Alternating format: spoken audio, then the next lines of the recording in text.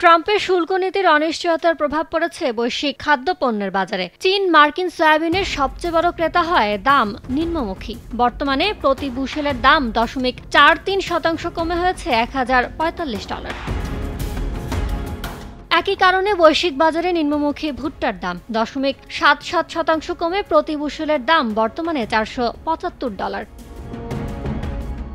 বিশ্ববাজারে কমছে পাম তেলের দামও। চলতি বছর এখন পর্যন্ত ভোজ্য তেলের দাম কমেছে 9%-এরও বেশি। বর্তমানে প্রতি টনের দাম 0.69% কমে অবস্থান করছে $4030।